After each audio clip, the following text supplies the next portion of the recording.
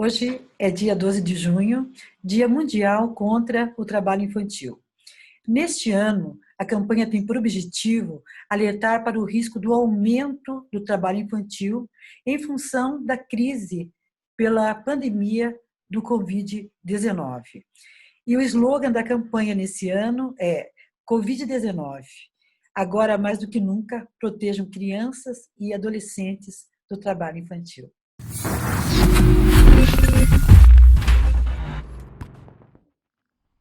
Estamos aqui mais uma vez com a doutora Margarete Matos de Carvalho, que é a Procuradora-Geral do Estado do Ministério Público do Trabalho, mas ela está aqui hoje porque é o dia 12 de junho, que é o Dia Mundial contra o Trabalho Infantil. Ela que é uma das coordenadoras, porque há um colegiado de coordenação, né? Então, ela é uma das coordenadoras, né, desse colegiado do Fórum Estadual de Prevenção e Erradicação do Trabalho Infantil. Tudo bem com você, doutora? Tudo certinho? Tudo bem, eu agradeço o convite e espero que essa nossa conversa ela seja bastante produtiva no sentido de conscientizar e sensibilizar as pessoas para essa realidade tão triste que é a exploração do trabalho de crianças e adolescentes. A nossa primeira questão aqui é a seguinte: se o Estado brasileiro tem adotado medidas emergenciais de proteção a esses sujeitos sociais, no caso as crianças e adolescentes, que são os mais vulneráveis nesse momento da pandemia do Covid-19. Excelente pergunta e também nos traz a oportunidade de fazer uma reflexão. Okay. É importante tratar deste assunto porque neste momento de pandemia, de fato, as crianças e os adolescentes eles se encontram numa situação de ainda maior vulnerabilidade em relação à possibilidade de vir a sofrer a exploração no trabalho, comparando com um período em que não há pandemia. E por que isso acontece? Uma das condicionantes do trabalho infantil é a miséria, é a pobreza, é a insuficiência de recursos de uma unidade familiar para garantir meios de subsistência a todos os seus integrantes. Isso faz com que não apenas os adultos tenham que prover esse lar, mas também que eles recebam ajuda de crianças, de seus filhos pequenos, crianças e adolescentes, para compor uma renda familiar. E isso é muito perverso, porque, na verdade, retira da criança esse tempo único que é a infância. A infância a gente só vive apenas uma única vez. Adultos, seremos adultos quando completarmos a idade para sempre. E para sempre teremos que trabalhar. Principalmente agora que com a reforma previdenciária, que aumentou tempo de contribuição e a idade para aposentadoria. Então, não há nenhuma justificativa, nem moral, nem ética, nem legal, nem de proteção que justifique retirar da criança esse tempo próprio que é a infância, uma época que nos lembramos dela com bastante carinho, de quando éramos também crianças, e que, obviamente, devemos desejar a todas as nossas crianças a oportunidade de viver plenamente esse momento tão importante de suas vidas.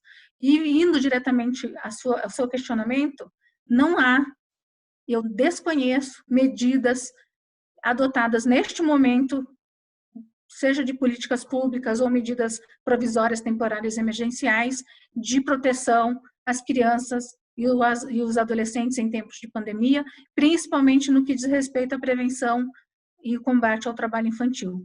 Então, óbvio que há um aumento de crianças e adolescentes em situação de exploração, já que há um aumento, como todos nós sabemos, do desemprego, da informalidade, ou mesmo de quem é informal de não conseguir receber o que ele recebia antes, em tempo de normalidade, e aí, obviamente, a gente sabe que faz com que as crianças e adolescentes saiam para as ruas, principalmente, buscando algum tipo de recurso, por menor que seja, para ajudar a família a sobreviver.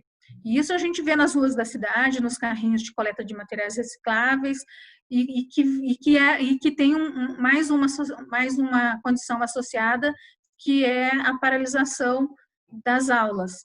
Então, se a criança ela não está na escola e não tem nenhuma atividade de contraturno, sobra aí o dia todo para ela trabalhar, para ela ser explorada no trabalho, inclusive em exploração sexual, porque já temos informações de aumento também de casos de exploração sexual de crianças e adolescentes. Como é que efetivamente o Fórum pode ajudar nesse momento de crise sanitária em que as crianças estão ainda mais vulneráveis? O foco agora, neste momento, é garantir às famílias a renda básica emergencial. Então, nós sabemos que o governo federal aprovou, né, essa renda básica mínima, ou auxílio emergencial, como se fala, com grandes discussões a respeito dos valores, e o Congresso Nacional elevou o valor inicial de R$200 para R$600, mas nós sabemos que R$600 ainda está longe de atender às necessidades de uma família, porque, no mínimo, deveria corresponder a um salário mínimo, que é o que a Constituição Federal prevê.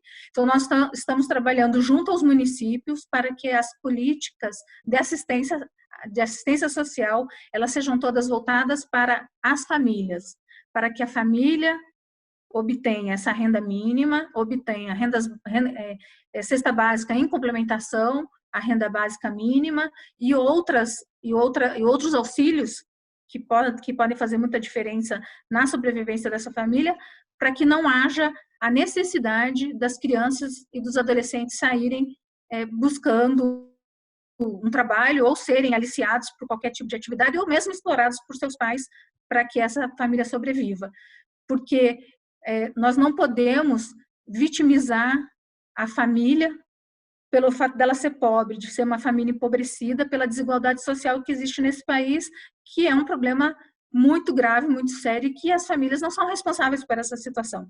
A desigualdade social, ela tem raiz na má distribuição de renda, nas políticas que não promovem a igualdade social e econômica, e está também na nossa Constituição Federal o dever de implementação de políticas públicas pelo governo federal, estadual e municipal, de combate à miséria, de combate a essas desigualdades. Então, neste momento, como as crianças não podem sair, né, do isolamento, do distanciamento social, devem ficar junto às suas famílias, a medida mais efetiva é de apoio às famílias, não só apoio econômico, alimentar, mas também apoio relacionado à saúde mental, porque nós sabemos que há também, né, um aumento expressivo de violência familiar, as pessoas convivendo durante muito tempo no mesmo espaço, e houve, de fato, aumento dessa violência, então também precisam ter esse apoio psicossocial para evitar conflitos desnecessários e até mesmo chegar ao limite da violência. Então, há espaço para atuação da assistência social, inclusive auxiliando os adultos que não conseguem fazer o cadastro para receber o auxílio emergencial. Nós vimos a dificuldade que tem sido, as filas enormes nas agências bancárias, e assistência social através dos CRAS, né, os Centros de Referência de Assistência Social, podem muito bem auxiliar as famílias a ter acesso mais rápido a esse benefício. Ok. Doutora, nós também sabemos que essa campanha de combate ao trabalho infantil, essa campanha nacional, ela é como as demais campanhas que são globais.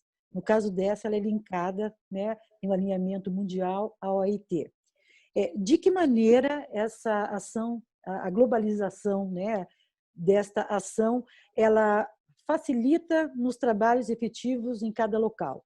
A partir de 2002, a OIT começou a lançar a ideia para os países que formam, que participam, que integram a OIT, a ideia de uma campanha única, uma campanha mundial única, e cujo tema ele é debatido a cada ano a depender da situação vivenciada. Então, este ano, a escolha do tema foi a pandemia, de forma muito apropriada. Sim. Então, é importante que, eu acho que é muito importante que haja uma linguagem única, um tema único, porque isso só fortalece as campanhas. Então, as pessoas vão poder observar que elas, além de ser realizadas nos 191 países que compõem a Organização Internacional do Trabalho, também é realizada em todos os municípios brasileiros. Os estados se envolvem, as entidades se envolvem, e aí você ganha, é uma campanha que ganha corpo, que ganha força, que acaba sendo assimilada pela sociedade, que é o que a gente precisa, né? Maior consciência da sociedade para denunciar os casos de exploração, de não compactuar com uma situação dessa, e, ao mesmo tempo, fazer com que a sociedade passe a cobrar do poder público que ele promova as políticas de inclusão social, de combate à miséria, de combate ao trabalho infantil.